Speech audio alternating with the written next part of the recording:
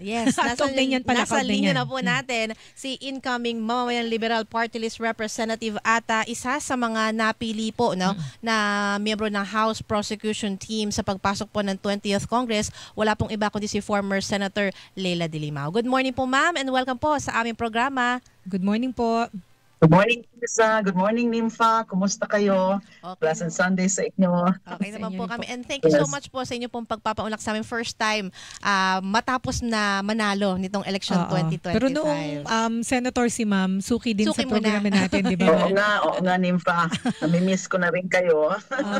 Opo, Okay. ma'am. Yeah. Sige, si Isa Okay. po muna.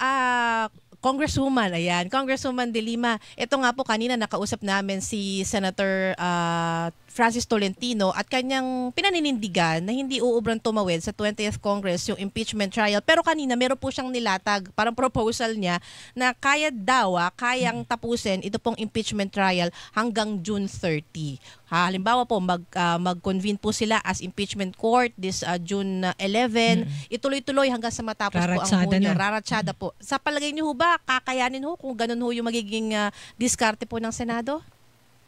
Depende po yan sa resolve nila. Kasi pwede naman talagang ginagawa ng paraan. They can always decide kung longer periods of session, and then they can always decide na kahit nga holiday, ganyan, o kahit siguro hanggang Sabado, o wag naman siguro Sunday. Pero they can always do that. Nasa kanila na yan, yung resolve nila. Kasi we're looking at three situations ngayon, no? Three scenarios. Number one is that baka matuloy yung ihain yung nakita na natin na umikot na unsigned resolution, yung galing kay Senator Bato. So that would kill the impeachment. Tapos pagkaano kasi niyan, kapag ma-adopt yan ng majority, that would kill the impeachment for the 19th Congress. Ang susunod yan, mag-adjourn na kaagad sila. So tapos na insofar as the 19th Congress is concerned. Although syempre, nakikinikinita ko na, dadating yan, yung issue na yan, mapupunta yan sa Supreme Court. Yung second scenario is that, yung, di ba yung unang plano nun, supposedly kung June 2, Opo. June 2 was supposed to be yung i-accept formally yung prosecution team at ipapabasa formally yung articles of impeachment. And then the next day, dapat yung mag-i-issue ng summons saka kung ano man ng mga preliminary orders or notices. So, papasagutin si VP Sara Duterte within 10 days. So, yun ang dati. So, kung since na-reset, pwede pa rin nilang gawin yon June 11, yung gano'n, na ibabasahin yung articles of impeachment, and then sa 13, either June 11 pa rin o June 13, mag-i-issue na ng summons. Although, ang pinaka-ano ko dyan is that siguro dapat, bago nila gawin yan, yung i-accept na yung, i-recognize na yung prosecution team, papabasahin yung articles at mag-i-issue ng summons, di ba dapat kailangan mag-convene muna sila formally and then manumpa na sila?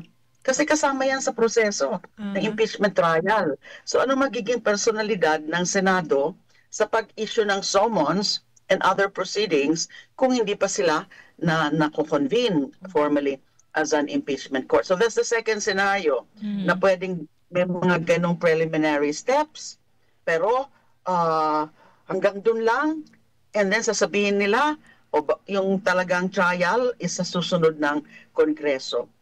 Yung pangatlong scenario is that tuloy-tuloy na yan. Yung sinasabi nga ni Senator Francis Tolentino na pwede namang tapusin kapag kasi ang pinaka-objection niya yung hindi pagtawid. Although hindi po kami nag-agree, hindi po ako nag-agree. Marami rin pong mga matatawag nating mga legal scholars, experts, lawyers, and in fact yung dating members of the Constitutional Commission, ang pinaka-prevailing view tungkol dyan is pwede pang tumawid. Kasi nga kapag maumpisahan na, pwede pang tumawid dahil ito nga ay hindi yung ordinaryong parte ng kanilang ordinary lawmaking status, kundi ito ay special, independent. So yun po ang nakikita kong mga tatlong senaryo. Opo. So, yes, go ahead. Pero Congresswoman De Lima, halimbawa kung talagang ituloy na yung paghahain ng resolution na totally for dismissal na nitong impeachment case versus Vice President Duterte, ano ho yung nakikita niyong possibilities? Kasi tsaka meron din ho ba kayong mga naririnig na may mga sumusuporta talaga dito? Marami po bang mga senador na talagang gusto ng patayin itong kaso? Wala po akong ganyang information, but we can always do some speculation kung sino-sino ang kasi di ba, I think the other day may merong sinabi si Senator Bato na he has the numbers already. Opo, sinabi so po iniisip ko nga mga sino-sino kaya yon, although I have an idea yung iba na mga kasama, pero dun sa parang mental count ko na pwedeng sumama doon, hindi pa yun yung majority Kasi merong mga ilan-ilan na mga senators na sa ngayon di natin talaga alam kung ano yung posisyon nila. Wala pa silang mga nagiging statement with respect to that issue. Perhaps nagiging maingat lang sila to be making any statements because nga they are already thinking na baka nga matuloy at magiging senators judges sila para hindi magkaroon ng question on their impartiality or neutrality. Tsaka may 2028 elections pa, sa totoo lang. Totoo. Po, that's another consideration. Baka it might be one. Opo. It might be one of the factors dito sa mga pagdidribble na ito na hindi natin maintindihan. Opo. Ito po, ma'am, yung sa may assurance kanina, well, sinasabi na dapat mangyari sa June 11 yung pagko-convene nila as impeachment court. Pero dahil nga po dun sa lumabas na yung resolution pinaiikot ni Senator De La Rosa, dun nagkaroon ng concern kung magbobotohan pa sila as kung magko-convene sila as impeachment court. Ma'am, sa inyo po, Senator De Lima, yun ba debatable pa yun kung magko-convene sila o hindi as impeachment court? Kasi I've always taken the position na I think it's also shared by some, if not many, na hindi optional. Hindi dapat maging tanong magko-convene ba tayo o hindi.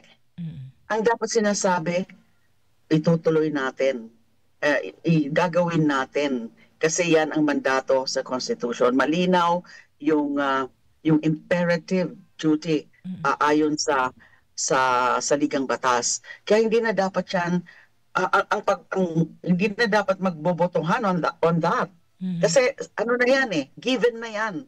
There's no issue with respect to that. Ang ano na lang is, magko-convene na ba kayo? I mean, kailan kayo magko-convene? Is it before you issue the summons or after na lang? After the issuance of summons and before trial. Pwedeng maging issue yan.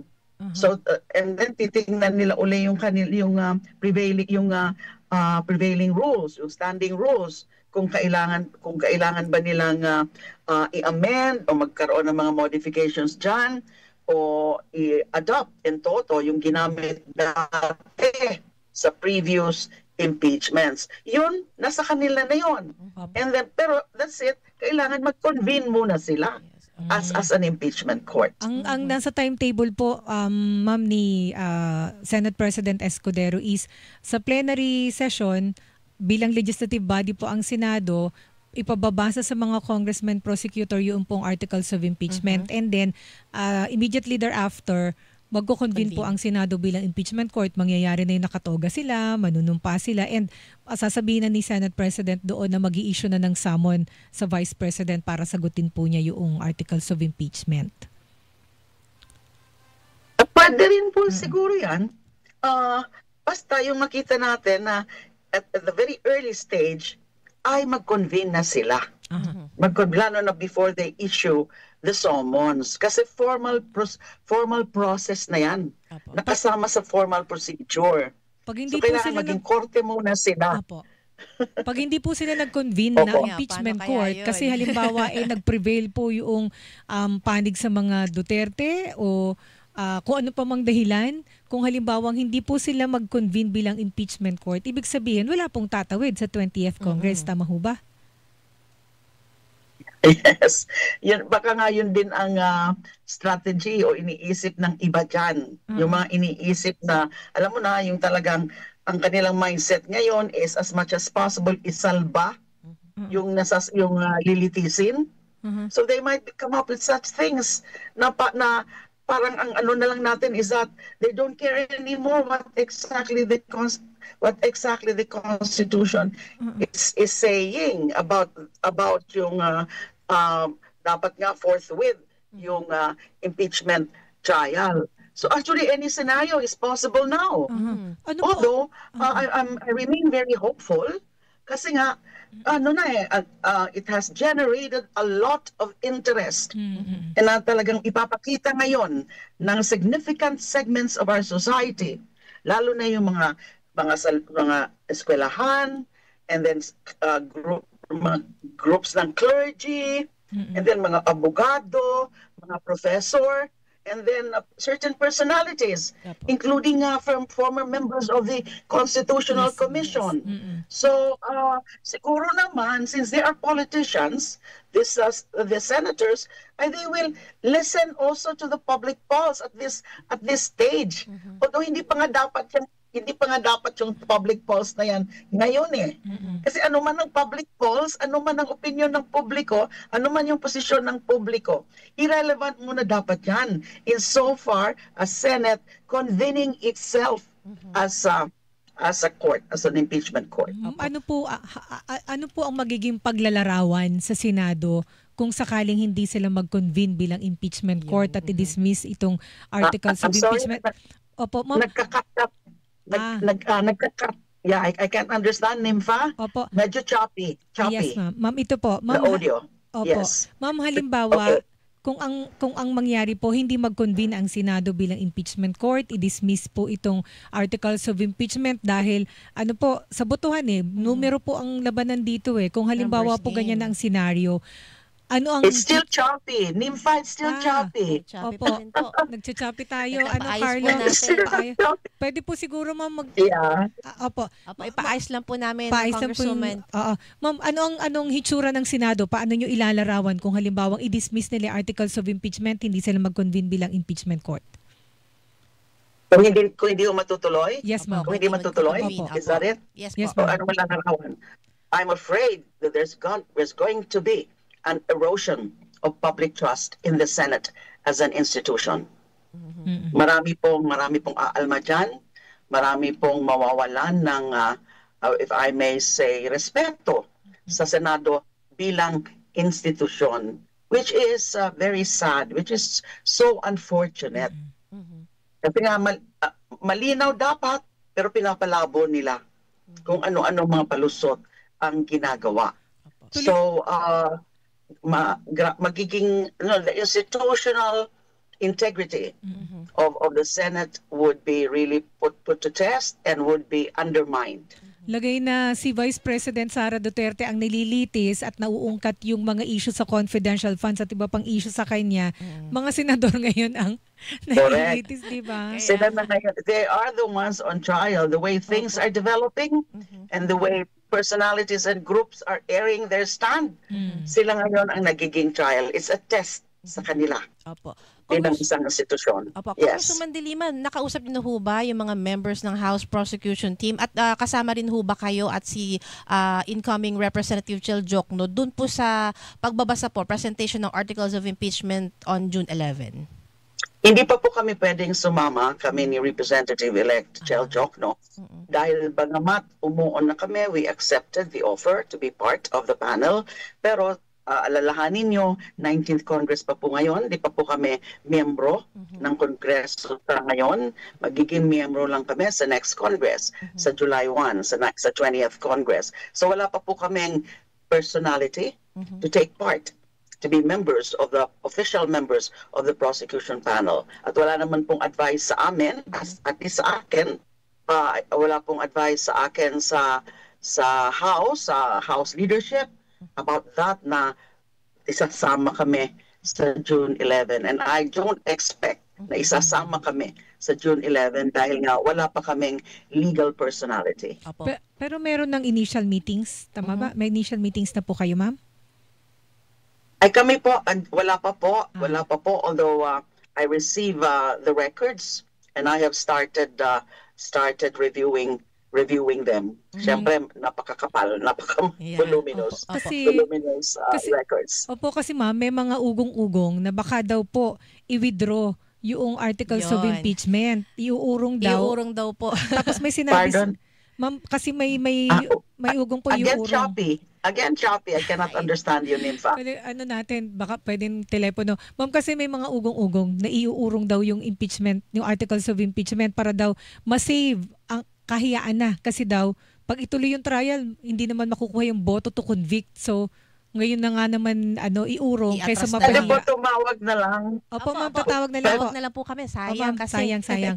Ayun, yun nga. Tapos sabi ni May Senator, lumabas ng ganyang usap-usapan. Pero sabi ng ang House sabi sa Prosecution House. Team, si Representative Bel Zamora, hindi, walang ganun. Tuloy ang laban. tuloy, Oo, oo. tuloy. Kakahiya naman yun, pag-quadcom kayo, tapos uurong ninyo, hindi ba? Tuloy daw. Tsaka, oo. kasi sabi ni Senator Amy, hindi lang daw yung Duterte 5. Hindi ko alam kung sino yung mga sinasabi niyang Duterte 5. Wow, may Pero Duterte definitely, 5. kasama siya doon.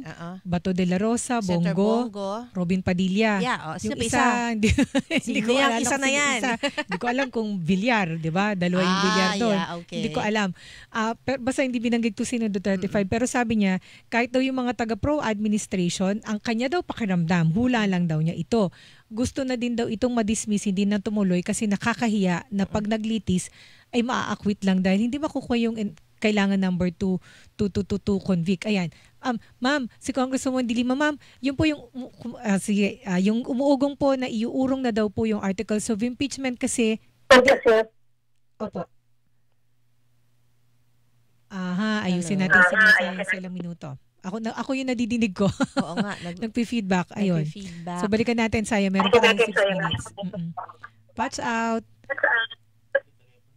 Telepono ba? Okay. So yun lang. So, yan ma'am.